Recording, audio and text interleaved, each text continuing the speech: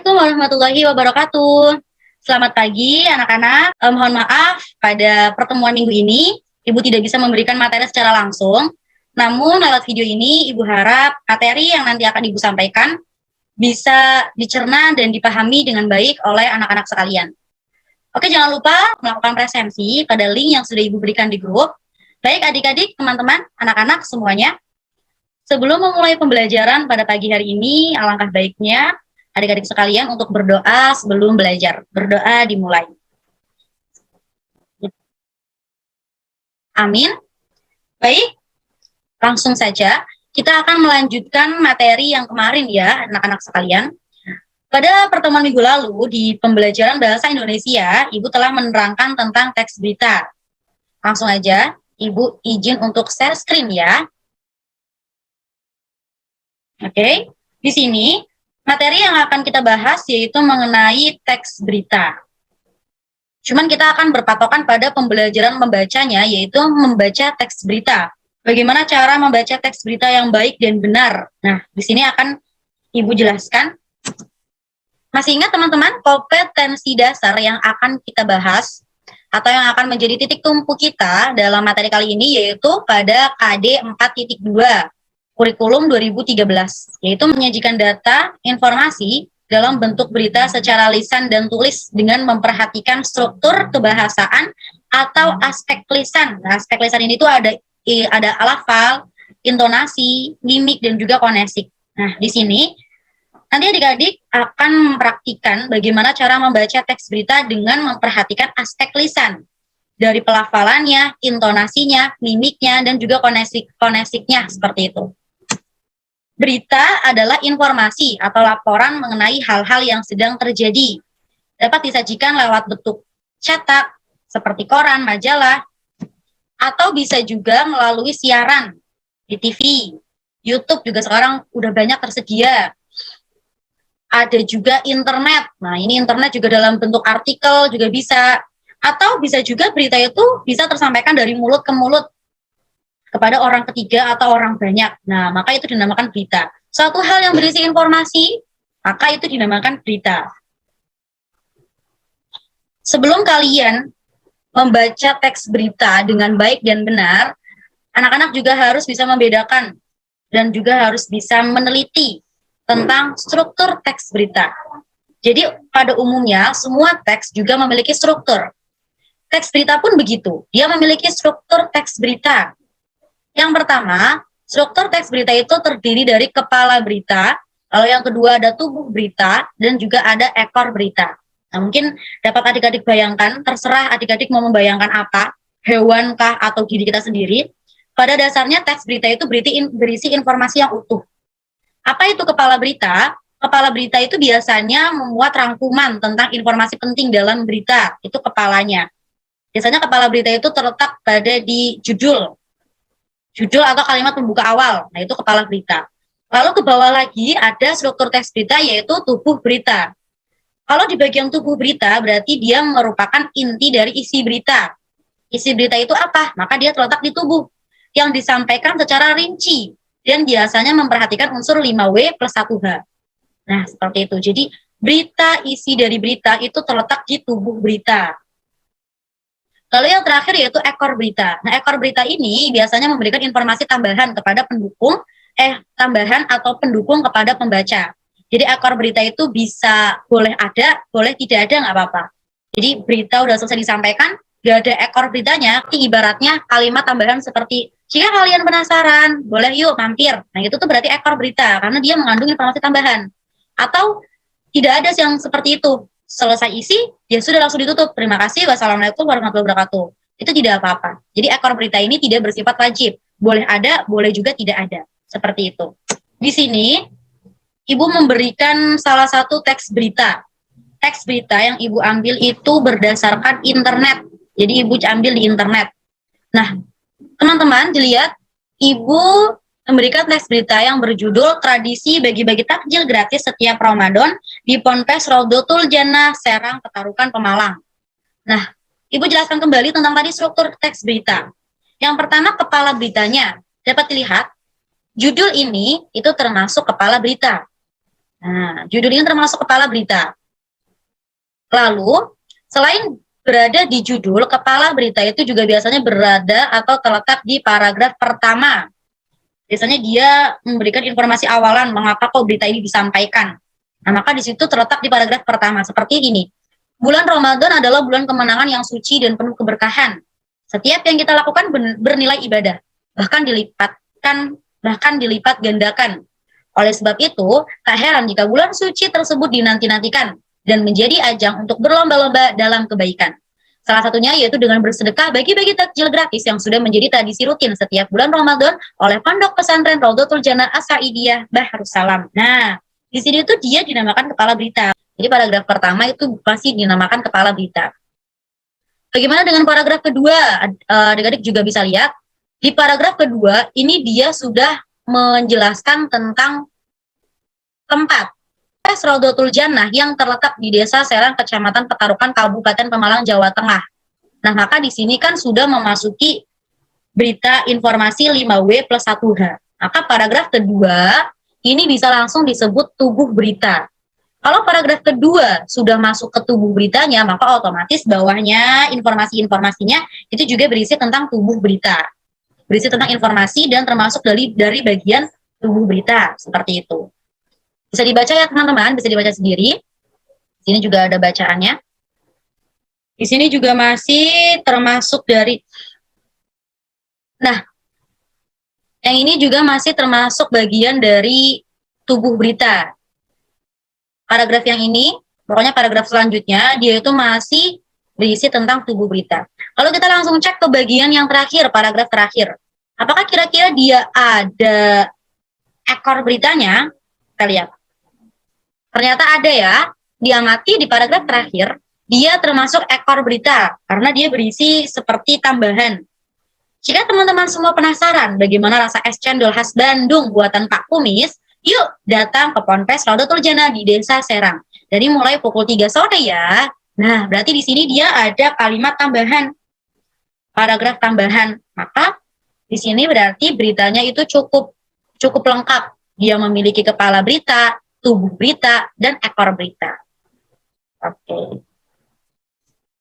Langsung selanjutnya, yaitu mengenai kaidah kebahasaan teks berita. Setelah adik-adik telah mengetahui struktur teks berita, kita masuk ke kaidah kebahasaan di teks berita. Sama seperti teks-teks yang lain, berita pun memiliki kaidah kebahasaannya. Kaidah kebahasaan teks berita itu ada 6. Yang pertama, menggunakan bahasa yang baku, menggunakan kalimat langsung, menggunakan konjungsi bahwa, menggunakan kata kerja mental atau kata kerja yang terkait dengan kegiatan dari hasil pemikiran. Juga menggunakan fungsi keterangan, waktu, dan juga tempat. Lalu yang terakhir yaitu menggunakan konjungsi temporal atau penjumlahan. Kita cek lagi, yang pertama menggunakan bahasa yang baku. Teman-teman bisa lihat, di sini, di teks berita, disampaikan menggunakan bahasa yang baku. Kenapa kok berita menggunakan bahasa yang baku? Karena supaya dapat mudah dipahami oleh pemirsa sekalian. Kayak gitu. Jadi rata-rata berita itu menggunakan bahasa yang baku yang memang sudah sesuai dengan KBBI. Lalu yang kedua, kaidah kebahasaan yang kedua, yaitu menggunakan kalimat langsung. Kita lihat di teks berita ini, kalimat langsung itu ditandai dengan tanda petik, maka dia mengartikan bahwasannya ada seseorang yang ngomong, yang berbicara, dan ini ditulis dalam teks berita, maka dia menggunakan kalimat langsung. Rata-rata teks berita itu pasti ada kalimat langsungnya. Siapa yang diwawancarai, maka dimasukkan dalam teks berita. Lalu yang ketiga yaitu menggunakan konjungsi bahwa. Nah, kita lihat di teks berita, sudah Ibu garis bawahi yang menggunakan kata bahwa. Pak Kumis yang merupakan bagian sanak keluarga Ustadz Naseh menjelaskan bahwa awal ide bagi-bagi takjil es cendol ini adalah Ustadz Naseh. Walaupun Pak Kumis yang membuatnya, namun sepenuhnya awal ide dari Ustadz Naseh. Sekarang masuk kaidah kebahasaan yang keempat, yaitu penggunaan kata kerja mental atau kata kerja yang terkait dengan kegiatan dari hasil pemikiran. Jadi kalau kaidah kebahasaan yang keempat ini, biasanya ditandai seperti memikirkan, membayangkan, berasumsi, jadi dia itu menggunakan kata kerja mental. Nah, seperti merasakan, pokoknya kata kerja mental itu berhubungan dengan pemikiran dan juga panca indera kita. Di sini Ibu juga sudah menemukan kaidah kebahasaan yang keempat ini, yaitu pada paragraf yang ke berapa tadi? Pokoknya paragraf ini, supaya para tetangga bisa merasakan cendol buatan saya. Nah, berarti dia ada kata kerja mental dari hasil pemikiran. Oh iya, berarti dia memikirkan supaya tetangga-tetangganya dia itu bisa merasakan es cendol buatan dia. Dengan ditandai kata merasakan. Seperti itu. Lalu yang kelima yaitu penggunaan fungsi keterangan waktu dan tempat. Nah, di sini sudah tadi ada ya tempatnya. Ponpes Raudatul Jannah terletak di Desa Serang, Kecamatan Petarukan, Kabupaten Pemalang. Jadi dia terverifikasi karena menjelaskan tentang tempat. Lalu waktu, bagaimana dengan waktu? Tentu saja ada. Sudah 2 tahun nih ada. Sudah 2 tahun 2 kali bertemu Ramadan dan selalu rutin bagi-bagi takjil gratis es cendol khas Bandung. Nah, jadi di sini menunjukkan bahwasannya bagi-bagi takjil gratisnya itu sudah berjalan selama 2 tahun. Maka dia menunjukkan waktu. Lalu ada juga nih yang terakhir mulai pukul 3 sore. Nah, bagi-bagi takjilnya itu dimulai dari pukul 3 sore. Berarti dia juga menunjukkan keterangan waktu. Lalu yang terakhir yaitu yang keenam, penggunaan konjungsi temporal atau penjumlahan. Nah, kalau konjungsi temporal itu biasanya ada kayak seperti kalimat kemudian, sejak kapan, lalu, awalnya, akhirnya. Nah, di sini juga dapat kita temukan konjungsi temporal. Konjungsi temporal itu di sini nih, awal mula. Nah, sebenarnya awal mula ada ide. Nah, di sini maka dia menunjukkan konjungsi temporal, penjumlahan, awal mula. Lalu ada juga pertama, bagi-bagi takjil Ramadan tahun lalu itu di jalan depan Masjid Baitur Rahman Serang. Nah, berarti ada kata pertama. Pokoknya kalau konjungsi temporal atau penjumlahan itu dia berarti mengikuti pola kronologis atau urutan waktu jumlahan. Jadi teks berita yang ini yang Ibu berikan dia memiliki kaidah kebahasaan semuanya. Baik teman-teman, sekarang saatnya kita berpraktik. Oke, mari berpraktik. Seperti biasa, setelah Ibu menjelaskan materi, ada tugas untuk adik-adik semuanya, yaitu bacalah teks berita berikut di depan gurumu dan teman-teman yang lain. Anggaplah dirimu itu menjadi reporter pembaca berita. Nah, tadi kan Ibu sudah memberikan teks berita yang berjudul tradisi bagi-bagi takjil. Boleh adik-adik semua membaca teks berita yang itu, atau boleh juga teks berita yang lain, gak apa-apa terserah. Pokoknya adik-adik baca teks berita, nanti berpraktik di depan guru. Nah, karena sekarang kondisinya masih online, jadi cukup membuat video aja. Adik-adik membuat video, membaca teks berita, dibaca aja, cukup dibaca, nggak apa-apa, nggak usah dihafalin. Cukup membaca teks beritanya, Ibu pengen lihat bagaimana cara kalian membaca beritanya. Dari lafalnya, intonasinya, mimik wajahnya, seperti itu. Dibaca aja cukup, nggak apa-apa. Lalu habis itu di-upload di YouTube atau boleh upload di sosial media kalian. Nah, seperti itu. Setelah teman-teman sudah membuat video, Ibu juga membuat evaluasi atau kriteria penilaian dari Ibu. Nah, evaluasinya nanti semuanya sudah upload di YouTube, linknya dikumpulkan menjadi satu. Setelah itu, teman-teman yang lain bisa memberikan penilaian kepada teman-teman yang lain, kayak gitu. Nah, di sini penilaiannya itu sesuai dengan intonasinya, artikulasi, nada, dan mimik. Jadi walaupun Ibu menyarankan membaca saja, tidak apa-apa cukup, tapi menggunakanlah intonasi, artikulasi, nada, serta mimik yang mendukung. Jangan membaca lempeng aja kayak, tradisi bagi-bagi takjil di Desa Serang. Harus sesuai dengan intonasi, artikulasi, dan nadanya, seperti itu.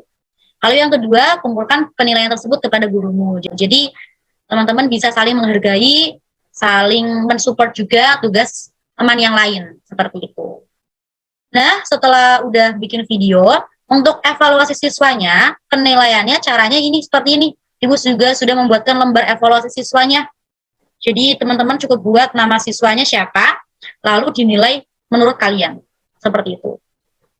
Lalu untuk kode nilai atau predikatnya, Ibu juga sudah membuat, yaitu paling kecil bernilai K atau 25, lalu yang C itu cukup nilainya dari 25 sampai ke 50. Lalu yang ketingkatan yang ketiga yaitu B, nilainya B baik dari 50 sampai 75. Lalu untuk nilai 75 ke atas sampai 100 maka dia bernilai SB, sangat baik. Seperti itu. Okay, thank you for your attention. Terima kasih anak-anakku sekalian, terima kasih teman-temanku sekalian yang sangat Ibu cintai. Sekali lagi Ibu mohon maaf tidak bisa hadir untuk join Zoom bersama kalian sesuai jadwalnya, mohon maaf sekali. Tapi Ibu sudah membuat video ini untuk tugas kalian, semoga dapat dipahami. Jika masih ada yang ditanyakan, boleh japri Ibu atau lewat grup, atau boleh juga melalui ketua. Seperti itu ya. Jangan lupa tugas ini deadline-nya itu 1 minggu. Jadi pertemuan minggu depan, teman-teman diharapkan sudah selesai tugasnya. Oke, cukup aja dari Ibu ya. Semoga tetap sehat-sehat semuanya. Jaga kesehatan, jangan lupa. Dan good luck untuk kalian. Sekian dari Ibu. Alhamdulillahirrahmanirrahim. Wassalamualaikum warahmatullahi wabarakatuh. Oke, adik-adik sekalian, anak-anakku, anak-anak yang Ibu cintai, teman-temanku, mungkin itu saja materi yang dapat Ibu jelaskan, yang dapat Ibu sampaikan. Sekali lagi Ibu mohon maaf tidak bisa hadir sesuai dengan jadwal, tapi semoga lewat video ini dapat bermanfaat dan semoga teman-teman semuanya dapat memahami materi yang Ibu sampaikan. Oke, jangan lupa tugasnya dikumpulin, deadline-nya itu 1 minggu dari sekarang, jadi minggu depan ketika pertemuan Ibu harap sudah selesai mengerjakannya, seperti itu ya. Jaga kesehatan, udah selesai, itu aja yang dapat Ibu sampaikan. Semoga teman-teman semua diberikan kemudahan. Oke. Sekian, wassalamualaikum warahmatullahi wabarakatuh.